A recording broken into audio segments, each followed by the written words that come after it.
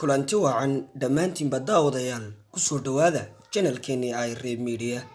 Marka hore subscribe dheh channelka lana wadaaga asxaabtaada furo gambaleelka si aad ula socoto muuqaal kasta iyo waqtiga aanu soo galino. Maantana waxaanu idiin soo gudbinaynaa sheeko ka mid ah sheekooyinka ugu xiisaha badan leh. Sheekadu waxay ku bilaabmaysaa sida tan: wanaag ama xumaan. Marwo ayaa waxay reerkeeda u karin jirtay rooti.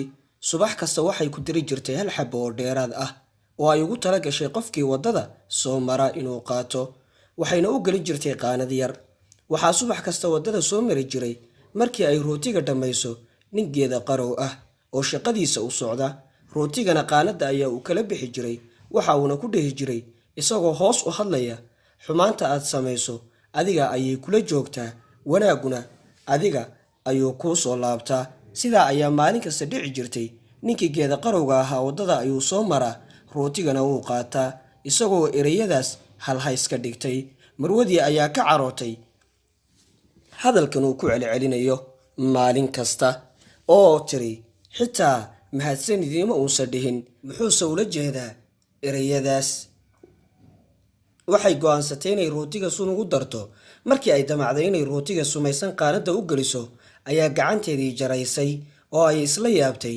markaas ayay rootigii sumaysnaa dabka ku tuurtay oo rootigii kale soo qaaday, kadibna qaanada u gelisay. ninkii geeda qarowga ahaa ayaa subaxii imaaday, soona maray, uuna qaatay rootigii isagoo ereyadii leh sidii caadada u ahaydba. dhanka kale, marwada waxaa in muddo ah ka maqnaa wiil ay dhashay oo ay aad u jeclayd inay mar uun hesho isaga oo nabad qaba. habeenkii ayaa albaabka la soo garaacay. markii ay furtayba waxay aragtay wiil duruufi ka muuqato oo albaabka hortaagan. markiiba way qaracantay oo waxay xaqiiqsatay inuu weelkeedii yahay. isla markiiba wiilkii ayaa ku yidhi: hooyo, waxaa mucjiso kugu noqotay inaan halkan taaganahay. fogaan badan ayaan soo jaray, wadadana baahi badan ayaan kula soo kulmay. waxaan ku sigtay inaan dhinto, laakiin nin geeda qarow ah ayaa hal xabo oo rooti ah i siiyey, iguna yiri: maalin kasta rootigan ayaan cunaa, maanta adiga ayaa iga baahi badan ee hoo qaado. markii ay ereyadaas maqashay ayaa wejigeedii isbedelay oo murugootay. waxay ogaatay rootigii ay maalintaas sumaysay inuu wiilkeedu cuni lahaa haddii ay qaanada ku ridi lahayd. ninkii geeda qarowga ahaa laakiin ma dhicin.